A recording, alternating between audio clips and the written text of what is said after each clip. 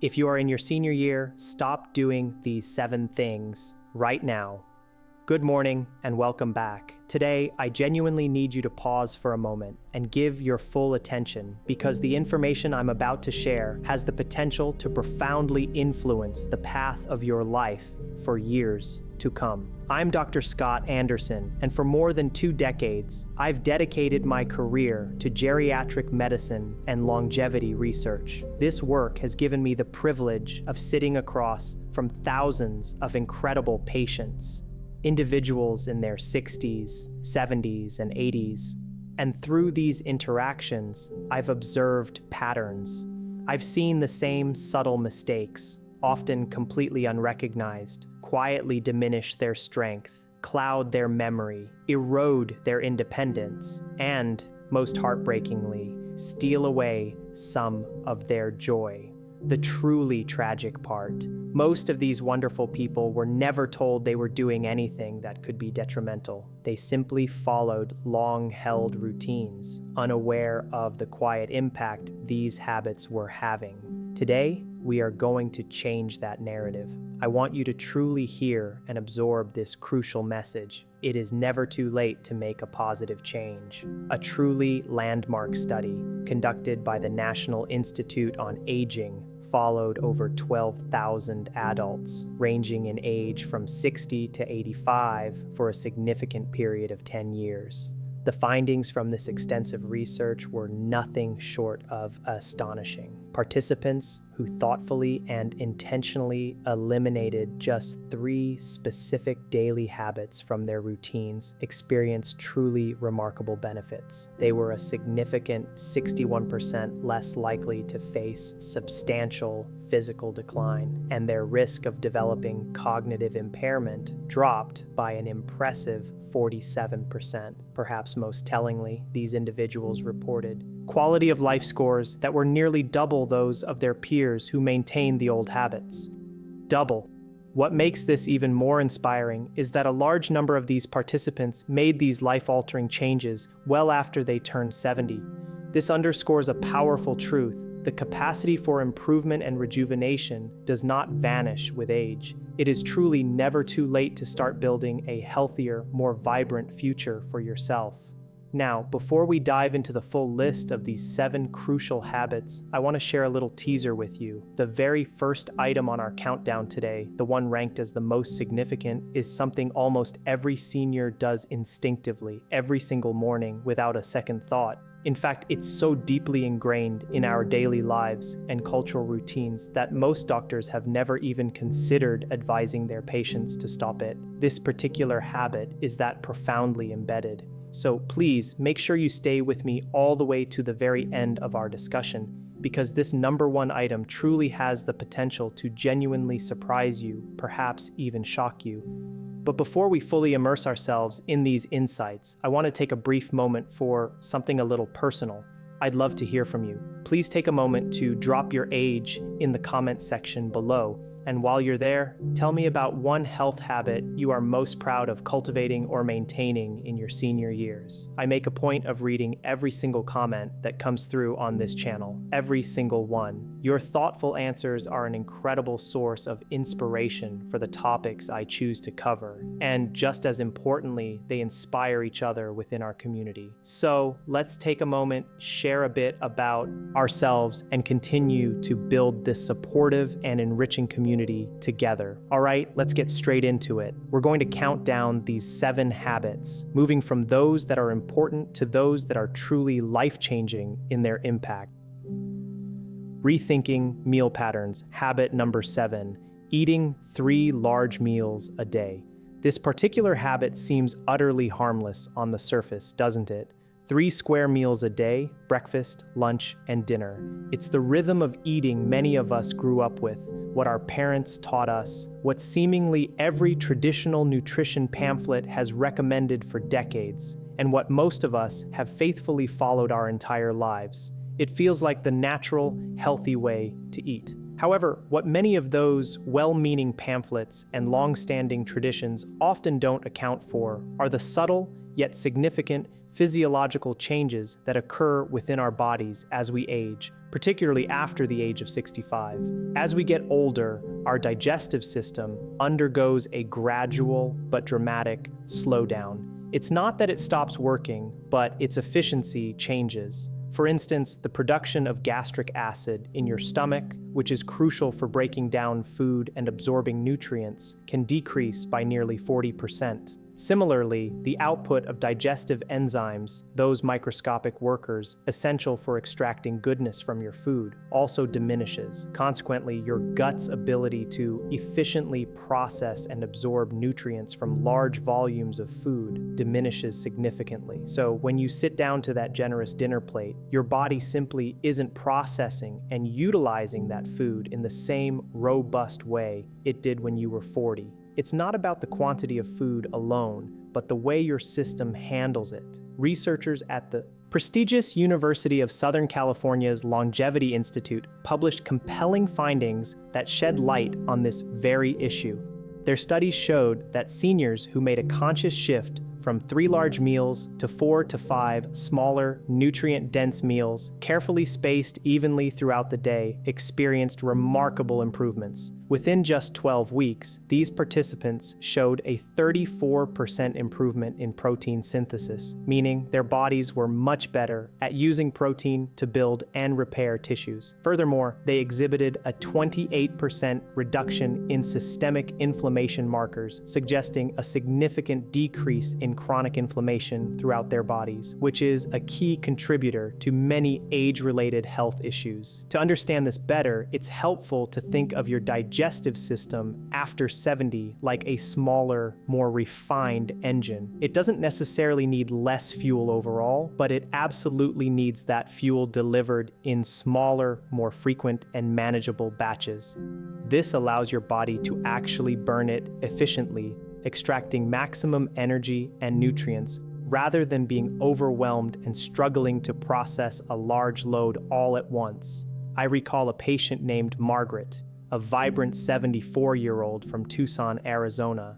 She came to me feeling utterly exhausted, constantly bloated after every meal, and convinced that something was seriously wrong with her health. When I carefully reviewed her dietary habits, I discovered a common pattern. She was eating a very small breakfast, sometimes skipping lunch entirely, and then consuming one enormous dinner. This specific eating pattern is, in fact, one of the least beneficial for an aging body, creating long periods of fasting followed by a sudden, heavy burden on the digestive system. We worked together to restructure her eating, transitioning her to 5 small, carefully balanced meals per day, each rich in high-quality protein and healthy fats. The transformation was astonishing. Within just 2 months, her energy levels had completely revitalized. She told me with a radiant smile that she felt like she had regained 10 years of her life. The practical application here is quite simple to implement. Aim to eat small, balanced meals every 3 to 4 hours throughout your day. Critically, each of these smaller meals should contain at least 25 to 30 grams of protein. This is because after 70, your body requires more protein per pound of body weight than it did in your 30s. This phenomenon is due to a process called anabolic resistance, which essentially means your muscles become less efficient at responding to and utilizing protein for growth and repair. Therefore, you need to provide them with more raw material to achieve the same effect. Additionally, pair each meal with a small amount of healthy fat. Think a drizzle of high-quality olive oil, a few slices of avocado, or a handful of nuts. These healthy fats are crucial because they enhance the absorption of fat-soluble vitamins like A, D, E, and K, which are absolutely critical for maintaining strong bones, a robust immune system, and overall cellular health. The gentle shower approach. Habit number 6, taking long, hot showers every day. I can almost feel the collective resistance to this one already. For many, a long, hot shower is a cherished daily ritual, a moment of comfort, relaxation, and warmth. But I urge you to stay with me on this because the science behind why this habit can be problematic for seniors is truly fascinating and vitally important. Once you fully understand what happens to your delicate skin and your circulatory system after the age of 65, you may very well look at your daily shower in a completely new light. As we gracefully age, our skin, our body's largest organ, undergoes significant changes. It produces dramatically less natural oil. The sebaceous glands responsible for this protective moisture slow down their activity. The skin barrier itself becomes thinner and more fragile, and its ability to retain essential moisture plummets dramatically. Now, enter hot water, especially when exposed to it for prolonged periods. Hot water acts like a powerful stripping agent, dissolving and washing away the remaining lipid barrier that protects your skin. This leads to a process known as transepidermal water loss. In simpler, easier to understand language, it literally dries your skin from the inside out, making it vulnerable and prone to irritation. A compelling study conducted by dermatologists at the prestigious Johns Hopkins University provided clear evidence of this. They found that adults over 65 who regularly took daily hot showers lasting more than 10 minutes had a significantly higher rate, specifically a 52% higher rate, of chronic dry skin conditions. They also exhibited increased inflammatory skin responses, and very importantly, a measurably weakened immune barrier within the skin itself. This weakened barrier can make seniors more susceptible to skin infections and other dermatological issues. But here's where the habit becomes particularly interesting and potentially concerning for seniors specifically. Hot showers cause the blood vessels throughout your body to dilate very rapidly. This sudden expansion of blood vessels, while perhaps feeling relaxing, can cause a rather sharp and immediate drop in blood pressure. After the age of 70, your cardiovascular system's ability to quickly and effectively compensate for these sudden changes in blood pressure slows down significantly. It simply can't adjust as quickly as it once could. This physiological lag is, in fact, one of the leading and most underreported causes of dizziness and subsequent falls in the bathroom among older adults. It's a sobering statistic that the bathroom is, statistically speaking, the most dangerous room in the home for adults over 65, and the temperature of your shower is a hidden yet significant contributing factor to this risk. The solution, thankfully, is not to stop showering altogether. Hygiene is important. Instead, it's about making a few thoughtful adjustments. First, lower the temperature of your shower from hot to a comfortable warm.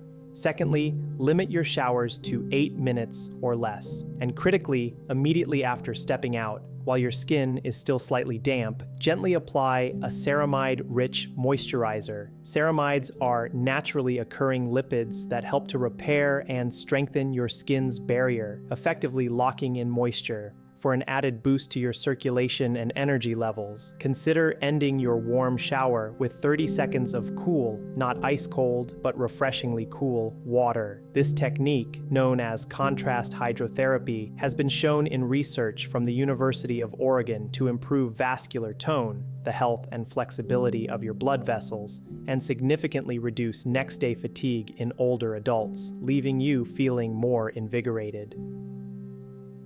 Embracing movement for joint health habit. Number 5, avoiding resistance training because of joint pain. This particular habit is, without a doubt, one of the most dangerous and pervasive myths I encounter regularly in my practice. And sadly, it is quietly costing countless seniors years, even decades, of their functional independence and vitality. The deeply ingrained idea that if your knees hurt or your hips ache or your back is stiff, the best course of action is to rest, avoid activity, and steer clear of exercise sounds perfectly logical and compassionate on the surface. We are taught to protect what hurts. However, the latest and most robust scientific evidence tells a completely different and far more empowering story. Your muscles and your bones exist in a profound and vital partnership. They are not independent entities, but rather codependent systems. When your muscles weaken, they do not alleviate stress on your joints. Quite the opposite. They actually place more stress and strain on those very joints you are trying to protect. By avoiding resistance training after the age of 65, you unwittingly accelerate a natural, age-related process called sarcopenia.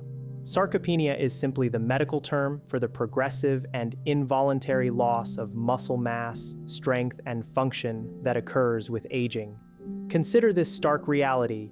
After the age of 70, without consistent and active resistance training, the human body can lose up to 3% of its precious muscle mass per year. By the time many sedentary seniors reach their 80s, they may have lost a staggering 30 to 40% of the muscle they possessed at age 50. This isn't merely about appearance or aesthetics. That muscle tissue is absolutely essential. It's what keeps you upright and stable, preventing dangerous falls. It's what keeps your metabolism functioning efficiently, helping to manage your weight and energy levels. And crucially, it helps maintain the density and strength of your bones, protecting against osteoporosis and fractures.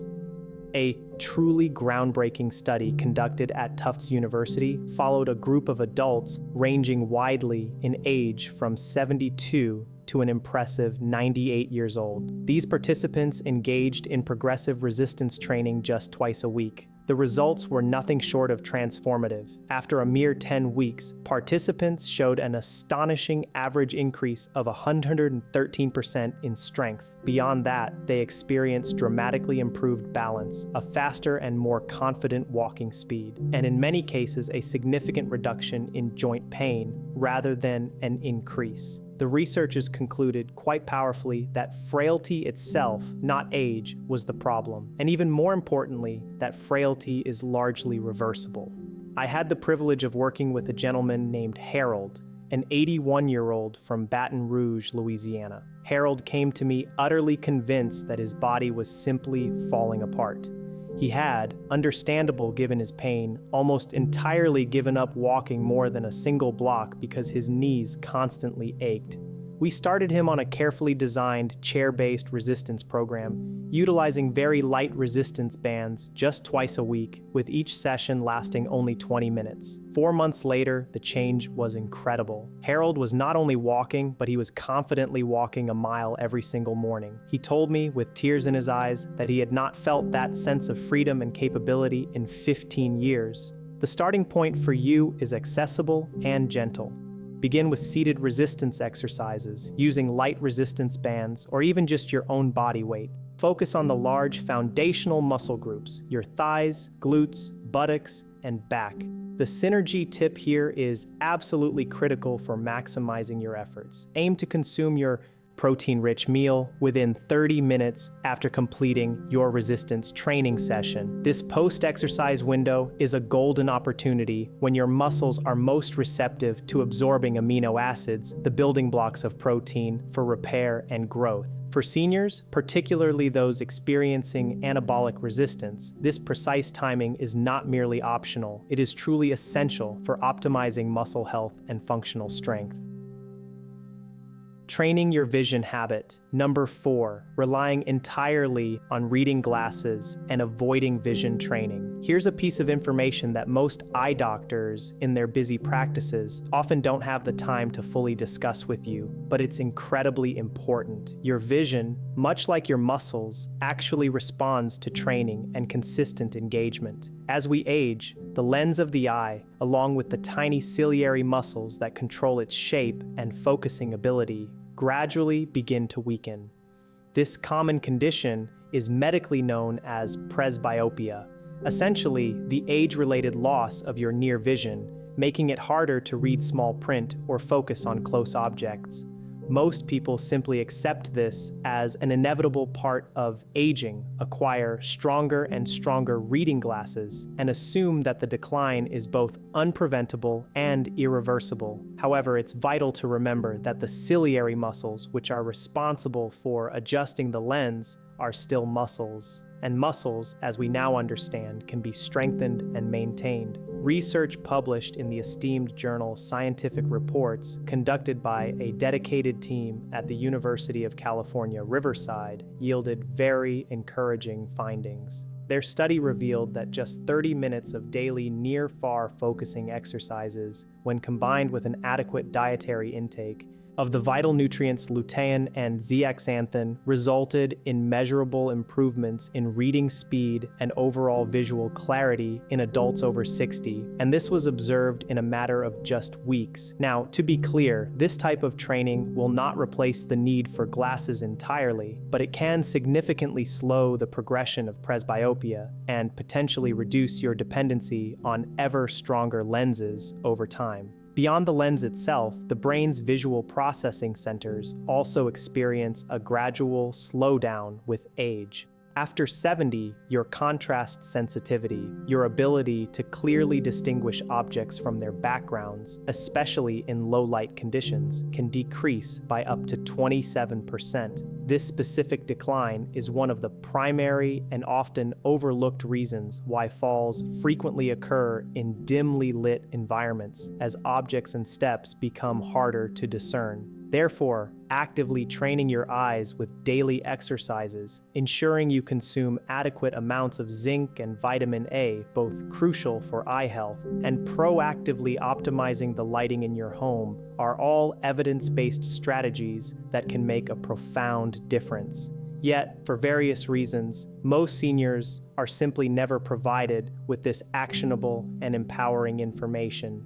This seems like a perfect moment to pause and genuinely ask you, if this channel, Dr. Scott Anderson's channel, has ever provided you with a piece of information, a tip, or an insight that your own doctor might not have had the chance to mention, please take just a second right now to show your support.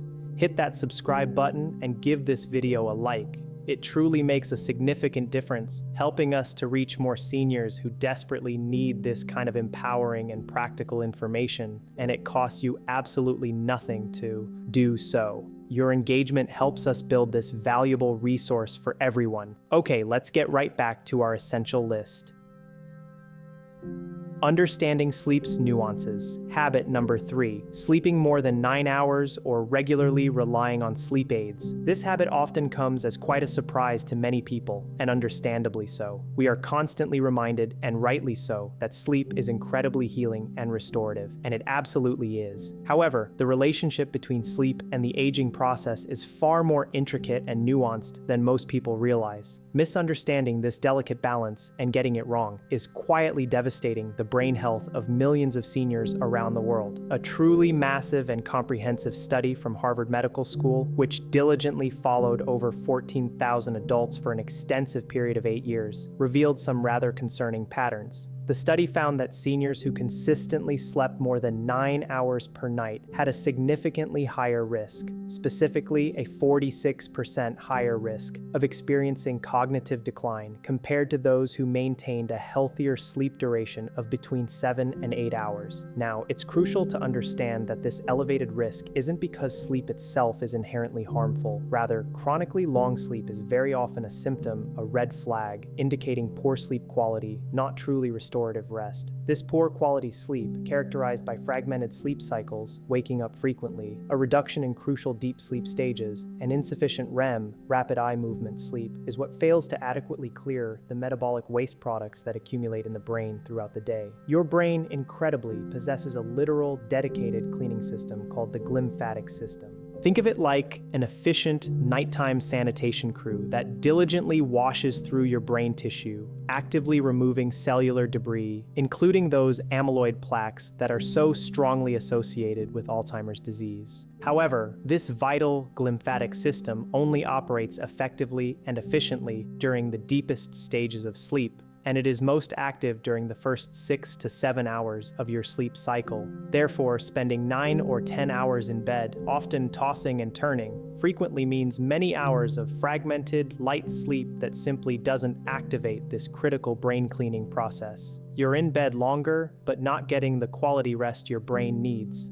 As for relying on sleep aids, especially commonly available over-the-counter products that are often antihistamine-based, like some brands of nighttime pain relievers or sleep aids, the research is genuinely alarming. A study published in JAMA Internal Medicine found a significant and concerning correlation between the regular use of anticholinergic sleep aids, a class of drugs often found in these products, and an increased risk of dementia in older adults. These medications work by crossing the blood-brain barrier and reducing the availability of acetylcholine, which is a key neurotransmitter absolutely essential for memory, learning, and overall cognitive function. With repeated and prolonged use, these substances can indeed cause lasting changes in brain chemistry, impacting your cognitive vitality. I remember a patient named Dorothy, a charming 78-year-old from Portland, Oregon. Dorothy was consistently sleeping 10 hours a night, yet despite all that time in bed, she still woke up feeling utterly exhausted and unrefreshed. She had been taking a common sleep aid nightly for 3 years.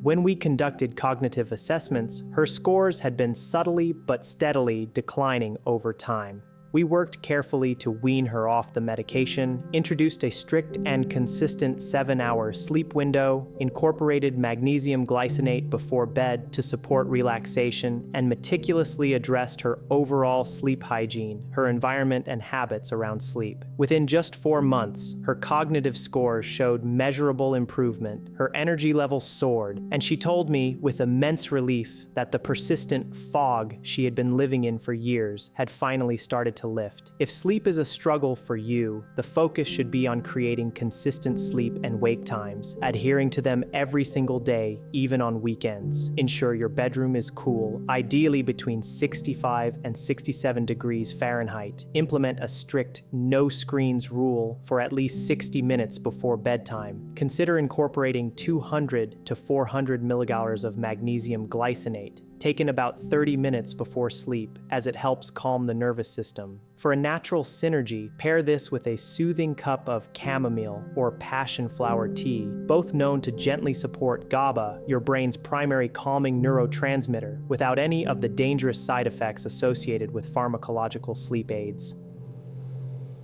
Prioritizing hydration habit number 2, drinking less water because you feel less thirsty. This particular habit may very well be the single most overlooked and dangerously underestimated health crisis among seniors in the world today. And the reason it poses such a significant threat is precisely because it is largely invisible. You literally do not feel it happening, or rather, you don't feel the crucial warning signals your body once readily provided. Let's delve into the underlying biology. As we gracefully age, the hypothalamus, that small but mighty part of the brain responsible for regulating a multitude of bodily functions, including your sense of thirst, becomes progressively less sensitive. By the time most adults reach the age of 70, they often experience a significantly blunted thirst response. What this means in practical terms is that you can be clinically dehydrated, your body severely lacking sufficient fluids, and yet feel completely fine, utterly unaware of your body's true state.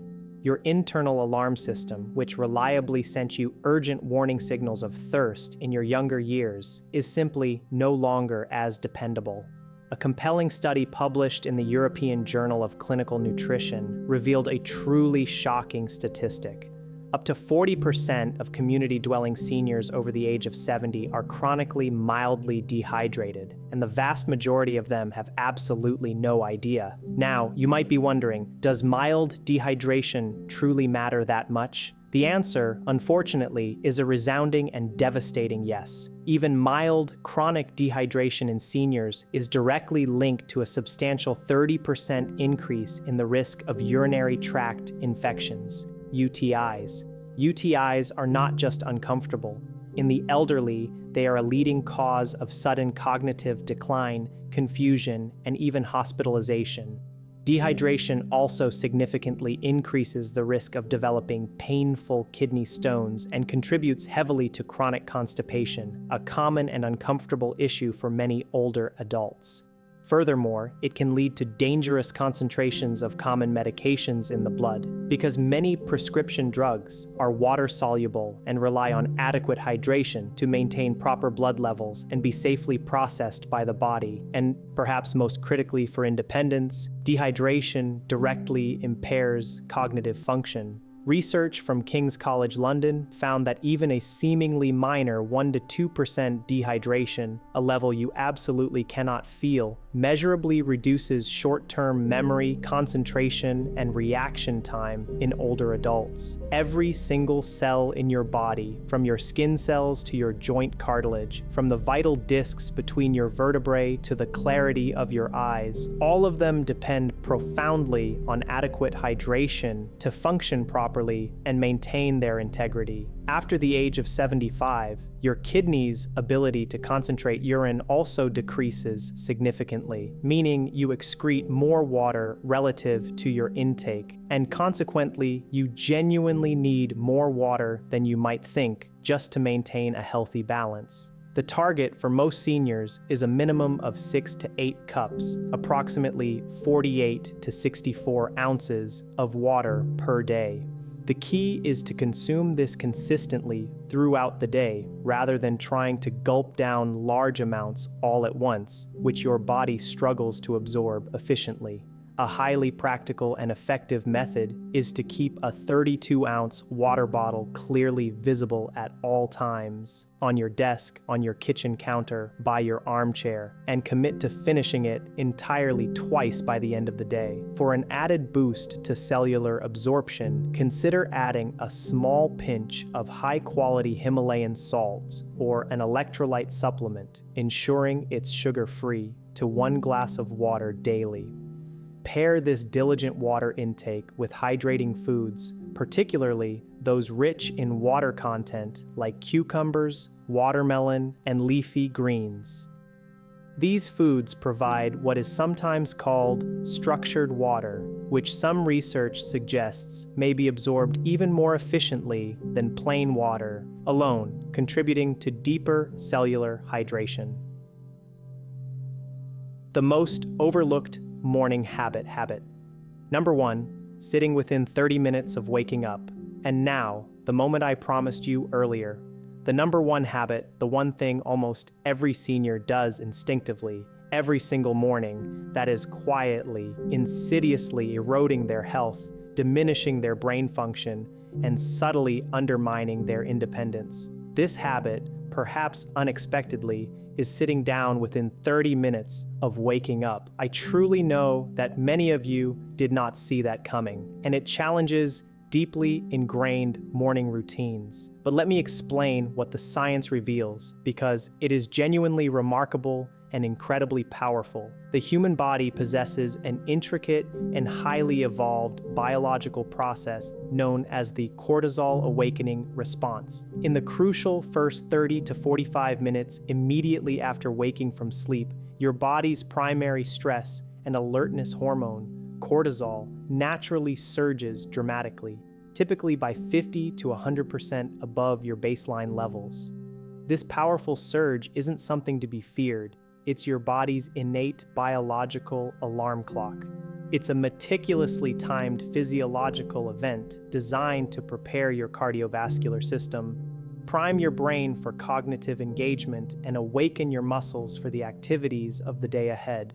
For seniors, this precise window of time is, in fact, one of the most powerful and underutilized biological events of your entire day. When you immediately sit down after waking, whether it's in a comfortable chair with your morning coffee, at the breakfast table, or on the couch with the television, you inadvertently send a very clear, albeit unconscious, signal to your body. You communicate that the day's physical demands are already over, effectively telling your body to power down before it's even fully powered up. Research from the University of Queensland, published in the esteemed British Journal of Sports Medicine, analyzed the activity patterns of over 5,000 adults aged 65 and older. Their findings were striking. Those who remained sedentary in the very first hour after waking had significantly higher rates of metabolic syndrome, an increased risk of cardiovascular events, and greater cognitive decline over a 5-year follow-up period.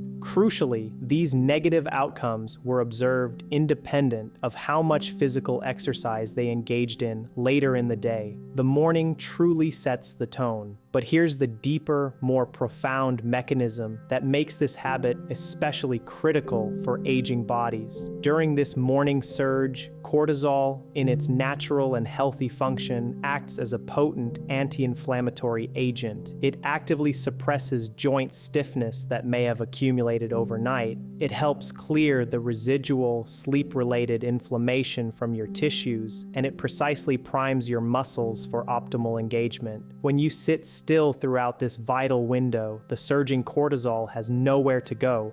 It circulates without effectively serving its intended purpose. Chronically misused or misdirected cortisol is directly linked to an increased accumulation of visceral fat, the dangerous fat around your organs, accelerated bone density loss, and impaired immune function, all significant concerns for older adults. Additionally, that precious 30 to 45-minute window immediately after waking is precisely when your muscles are most sensitive and receptive to movement-induced signals for growth and repair. Research from Maastricht University in the Netherlands compellingly showed that even light, physical activity performed immediately after waking significantly increased muscle protein synthesis rates throughout the entire day in adults over 65, even when that morning movement was gentle and brief. We're not talking about a strenuous workout here. We're talking about a gentle 10-minute slow walk, some light stretching, standing exercises, or any mild, comfortable movement that gently wakes your body in the way it was designed to be woken.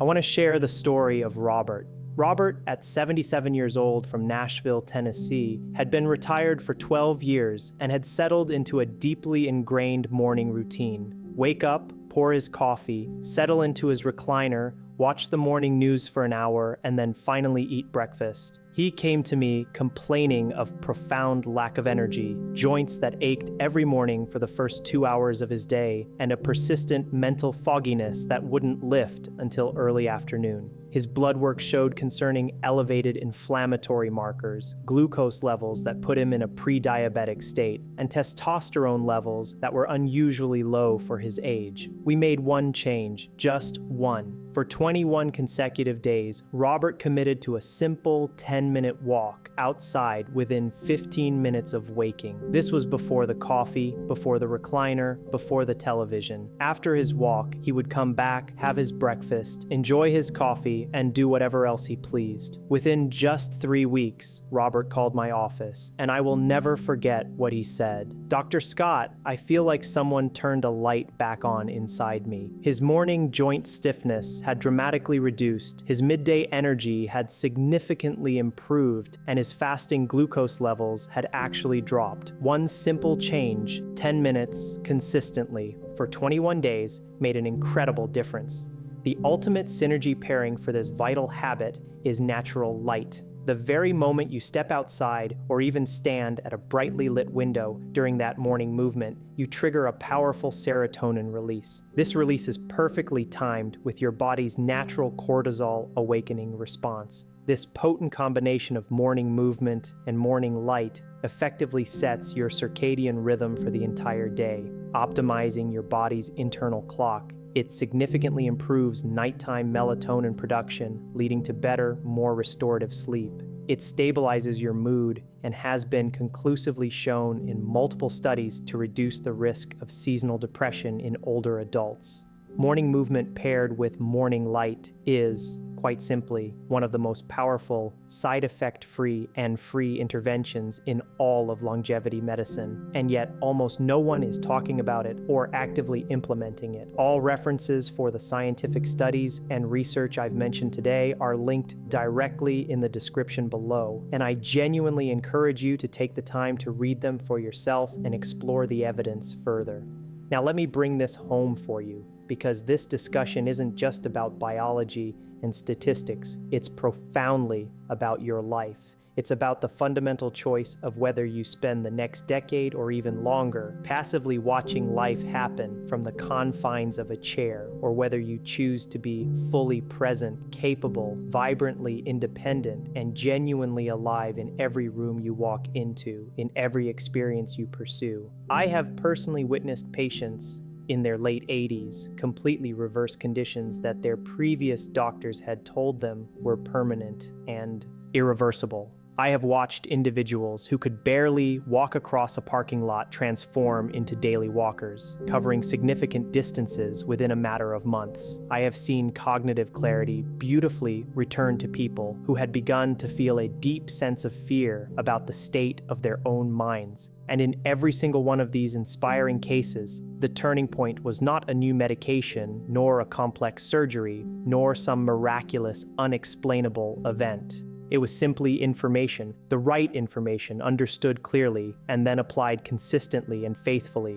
You now possess that invaluable information. These are 7 simple yet powerful changes, many of which cost nothing, require no prescription, and can genuinely begin to transform your life starting today. Your body is not betraying you. It is consistently and precisely responding to the inputs it is given day after day. Change those inputs. Make these conscious, informed choices, and I promise you, you will be absolutely amazed at what this incredible human body of yours still has the profound capacity to do, to achieve, and to enjoy. If this video resonated with you, if something here connected deeply with where you are in your life right now, please do me and your loved ones a favor. Share it with someone you care about, someone who truly needs to hear this message. And if you haven't yet subscribed to this channel, consider this your personal invitation. We publish new, thoroughly research-backed content every single week, specifically designed for adults over 60 who bravely refuse to accept that decline is inevitable, because it isn't. Subscribe, turn on that notification bell, and join our growing, vibrant community of people who are actively choosing to live fully, vibrantly, and independently at every single age. And now, as always, I truly want to hear from you in the comments below. Tell me this: which of these 7 habits are you going to focus on working on first? And what is one positive change you have already made in your senior years that has truly made a real, tangible difference in your life? I will be reading every single response, and your inspiring story might just be the spark for our next video. Take wonderful care of yourself, and I'll see you in the next video.